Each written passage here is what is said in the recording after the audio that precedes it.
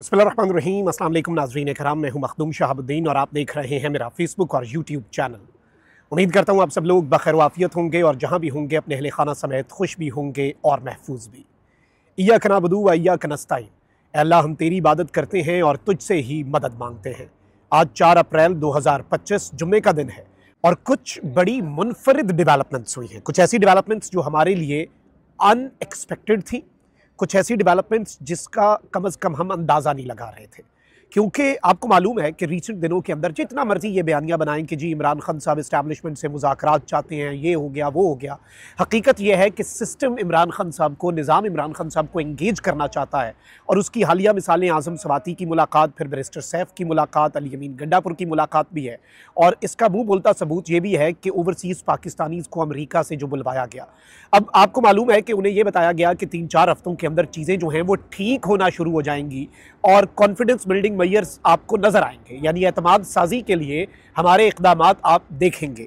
अब नाकाबिले यकीन फैसला एक सामने आया है और कुछ बड़े हुक्म जारी हुए हैं। एक जानिब तो शाह महमूद कुरैशी और दीगर की रिहाई और ओवरसीज़ पाकिस्तानीज़, ये चीज़ याद रखिएगा कि इस वक्त सिस्टम जो है ना वो इमरान खान साहब के 2 हथियारों से बड़ी खार खाता है। एक इमरान खान का सोशल मीडिया, दूसरा ओवरसीज़ पाकिस्तानी।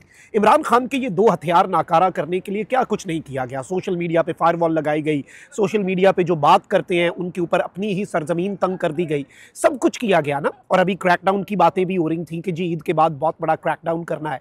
लेकिन इसके साथ ही साथ एक ऐसे मौके पर जब बहुत सी चीज़ें अब ठीक करने की तरफ मामलात शायद बढ़ाने की कोशिश हो रही है, इस सब के अंदर ओवरसीज़ पाकिस्तानीज़ के हवाले से एक बहुत बड़ा कदम उठाया है। ऑल्दो काजी फाइज़ ईसा जो है वो एक मरतबा फिर निशाने इबरत बना है और काजी फाइज़ ईसा के लिए भी एक आई ओपनर है कि वो ना इधर का रहा है ना उधर का रहा है। इस हवाले से भी कुछ इंटरेस्टिंग अपडेट्स हैं। लेकिन सबसे पहले आप ये समझ लें कि इस वक्त पाकिस्तान तहरीक इंसाफ जो है वो अपनी पोजीशन पे खड़ी है। इमरान खान साहब अपने मौक़िफ़ से आधा इंच भी पीछे हटते हुए कम अज़ कम हमें नज़र नहीं आ रहे। और अली अमीन गंडापुर ने खान साहब से मुलाकात की, आज उन्होंने प्रेस कॉन्फ्रेंस की, मुज़ाकरात के हवाले से ज़्यादा बातें नहीं की, लेकिन गंडापुर साहब ने दहशतगर्दी के हवाले से बता दिया कि दहशतगर्दी के मामलात पर, खैबर पख्तूनख्वा पर, बलूचिस्तान पर हमारा मौक़िफ़ वही है जो इमरान खान साहब का मौक़िफ़ है, पीटीआई का मौक़िफ़ वही था, वही है और वही रहेगा कि हम ऑपरेशन की मुखालफत करेंगे, मुज़ाकरात की हिमायत करेंगे और ड्रोन हमले जो हैं हम उनकी भी मुखालफत करते हैं। और ड्रोन हमलों में जो सिविलियंस शहीद हुए हैं उसके ऊपर भी अली अमीन गंडापुर को बात करनी पड़ गई, चाहते ना चाहते, जो भी वजह होगी। और बैरिस्टर सैफ के बयान की नफ़ी करनी पड़ गई खान साहब से मुलाकात के बाद।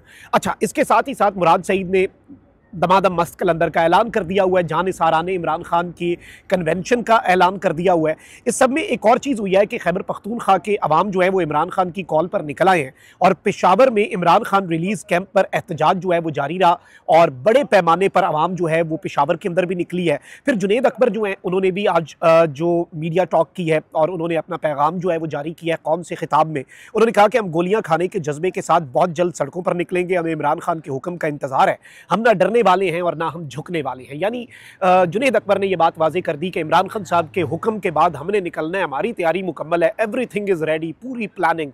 मुराद सईद ने बता दिया ना कि जनूबी पंजाब के नौजवानों के लिए अलग स्ट्रैटेजी, बाकी पंजाब के लिए, सिंध के लिए, बलूचिस्तान के लिए, खैबर पख्तूनख्वा के लिए। और इस वक्त अंदर खाते जितनी तैयारी पाकिस्तान तहरीक इंसाफ ने की है, आप समझें कि पिछला 1 महीना ऐसे ही है जैसे आपको अगर कहें ना कि 10 घंटे मिले ना एक दरख्त काटने के लिए, तो कहते हैं कि 9 घंटे अपना आरा जो है वो तेज़ करें और आखिरी घंटे में काटें। तो पाकिस्तान तहरीक इंसाफ तो इस वक्त मुकम्मल तौर पे तैयार हमें नज़र आ रही है और किसी भी तरह से पीछे हटती हुई नज़र नहीं आ रही। इस सब के अंदर इंटरनेशनल प्रेशर इस निज़ाम के ऊपर बढ़ता जा रहा है। दहशतगर्दी का इफरीत सर उठा चुका है। दहशतगर्दी के अंदर अगर आपको नेशनल कंसेंसस और कौमी यकजहती की तरफ जाना है तो आपको कैदी नंबर 804 के सेल से होकर गुजरना पड़ेगा। ये चीज़ आप याद रखिएगा। इमरान खान को माइनस करना इस सारे प्रोसेस में से इम्पॉसिबल है। फिर इकनॉमिक मामलात, अमरीका के मामलात, अमरीका के अंदर एक पिटिशन, एक वो जो कांग्रेस के अंदर करारदाद है, फिर अब एलॉन मस्क का ट्वीट, ज़ल्मे खलीलजाद की ट्वीट, यानी वो प्रेशर जो है वो पाइलअप होता जा रहा है, चीज़ें बढ़ती जा रही हैं और इमरान खान साहब सड़कें गर्म करने के लिए मुकम्मल तौर पर तैयार हैं। तो इस सारी की सारी सूरत हाल के अंदर आप ये देखें कि कुछ डेवलपमेंट्स बड़ी मुनफरिद सी हुई हैं। एक तो शाह महमूद कुरैशी साहब पाकिस्तान तहरीक इंसाफ के वाइस चेयरमैन बड़े अरसे से अंदर हैं और एक ही सज़ा उन्हें मिल रही है इमरान खान साहब से वफादारी की। अच्छा, मैं एक और चीज़ बताऊँ, परवेज़ इलाही साहब जो हैं वो भी रिहा हुए, सेहत उनकी बड़ी ख़राब थी, लेकिन वो भी ईद के दिनों में उन्होंने अपनी पॉलिटिक्स एक्टिव कर दी है। अब शाह महमूद कुरैशी साहब जो हैं उनके हवाले से बहुत बड़ी खबर है, और आपको मालूम होना चाहिए कि इस वक्त जो स्टेट है हमारी अदालतों का, आप ये अपने जहन में एक मिनट के लिए भी ना लाइएगा कि अदालतें जो हैं वो निज़ाम की मर्जी और मंशा के बगैर कुछ कर सकती हैं। जो निज़ाम चाहता है वो ये अदालतें करेंगी ना। तो शाह महमूद कुरैशी की 3 मुकदमात में ज़मानत मंजूर हो गई है, और 9 मई वाक़यात में पाकिस्तान तहरीक इंसाफ के सीनियर रहनुमा शाह महमूद कुरैशी की मुल्तान की अदालत से ज़मानत मंजूर हुई है आज। और शाह महमूद कुरैशी की वीडियो लिंक के जरिए कोट लखपत जेल से हाजिरी हुई। एडिशनल सेशन जज मुल्तान सायरा नौरीन ने जमानत की दरखास्तों पर समाअत की, और एक हमारे लिए शॉकर था, हमारे लिए ये इन हालात के अंदर एक खबर जो है ये बड़ी मुनफरिद सी थी और हैरान करने वाली थी कि शाह महमूद कुरैशी की 9 मई के केसेस के अंदर जमानत का मंजूर हो जाना और उनकी रिहाई की तरफ एक बहुत बड़ा कदम उठ जाना। अब इस चीज़ को आप इक्वेशन में रखें।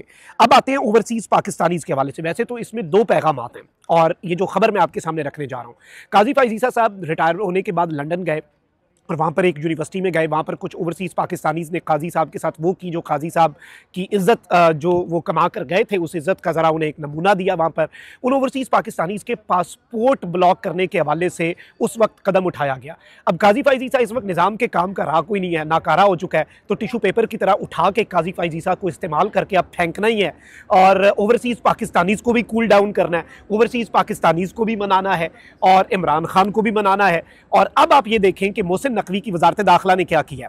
मोहसिन नकवी की वजारत दाखिला ने किया है कि जी खबर सुने, हुकूमत पाकिस्तान ने पीटीआई से ताल्लुक़ रखने वाले अफराद की शनाख्ती दस्तावेज़ात मनसूख करने की कार्रवाई रोक दी है। यानी वो जो शनाख्ती दस्तावेज़ात और उनके शनाख्ती कार्ड और पासपोर्ट्स ब्लॉक करने की कार्रवाई थी वो रोक दी गई है। काजी फाइज़ ईसा पर हमले के इल्ज़ाम में पाकिस्तानियों के मनसूख करदा शनाख्ती कार्ड और पासपोर्ट बहाल कर दिए गए हैं। यानी उन पाकिस्तानीज़ के जो काजी फाइज़ ईसा के ऊपर इन्होंने कहा कि इन्होंने हमला कर दिया, ऑल्दो बरतानिया में उनके खिलाफ कोई कार्रवाई नहीं हुई क्योंकि वो हमला नहीं था।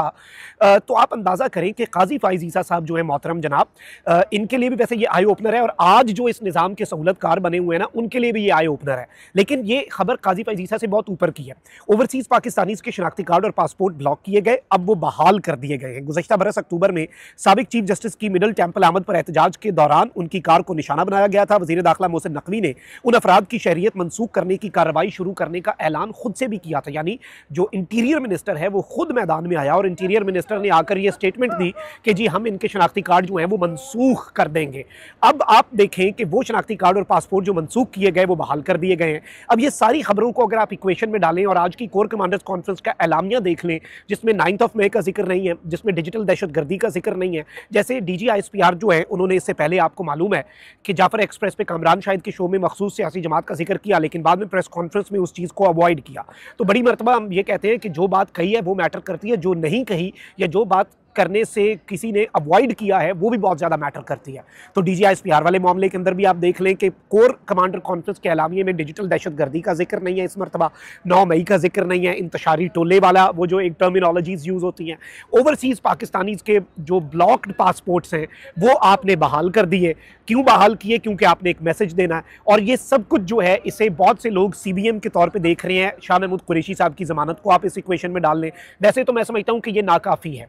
आपको सबसे पहले जितने असीरान हैं उनकी रिहाई करनी होगी। Doctor Yasmin, Rashid, iron lady, सबसे इंपॉर्टेंट वो हैं शाह महमूद कुरैशी, उमर रसीदा, उमर सरफराज चीमा। उनके कंधों के वाले से जो खबर आई है वो ज़ाया होने का खदशा है, उन्हें ठंडे फर्श पे सुलाते रहे, उनकी रिहाई। और वो तमाम तर असीरान जो इमरान खान के साथ डटे रहे, आपको उन्हें एज सुन एज पॉसिबल छोड़ना होगा, तब जाकर चीज़ें ठीक होंगी। अलबत्ता ये बात याद रखिएगा कि इस पूरे के पूरे सिनेरियो में पाकिस्तान तहरीक इंसाफ डटी हुई है। पाकिस्तान तहरीक इंसाफ किसी भी तरह से पीछे हटने के लिए तैयार नहीं है।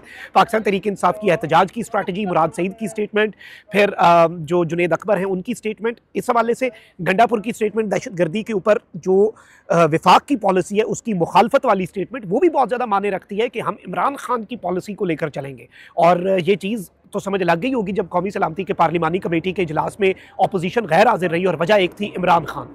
तो वो भी एक आई ओपनर था, जाहिर बात है, निज़ाम के कर्ता धर्ताओं के लिए। तो ये कुछ डेवलपमेंट्स थी जो आपके सामने रखना बहुत ज़रूरी थी, और ये बहुत गेम चेंजर डेवलपमेंट्स हैं। मार्क माई वर्ड्स, ये याद रखिएगा, ये बहुत बड़ी अपडेट्स हैं, और इन अपडेट्स में बहुत कुछ बदलने की सकत है। और ये ग्रेटर पिक्चर देखें, क्योंकि पसे पर्दा भी बहुत कुछ चल रहा है। जितना मर्जी ये बयानियां बनाएं, और ये चीज़ बस इतनी याद रखिएगा, ना खान अपने मौक़िफ़ से पीछे हटेगा, और निज़ाम को खान की ज़रूरत है, खान को निज़ाम की ज़रूरत नहीं है। अपना बहुत ख्याल रखिए। अल्लाह निगहबान पाक।